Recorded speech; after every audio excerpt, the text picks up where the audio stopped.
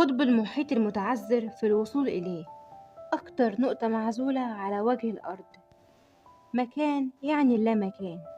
في عام 1992 قدر مهندس المساحة الكندي يحدد ويكتشف أكتر نقطة معزولة في العالم، وسمى المكان ده باسم نقطة نيمو. كلمة نيمو معناها لا أحد. تخيل تكون موجود في مكان أقرب إنسان ليك هو رائد الفضاء. طب إزاي نعرف المكان ده؟ مكان محاط بالمية من كل اتجاه، وموجود كمان مخلوقات بحرية غير اللي احنا نعرفها وبنشوفها.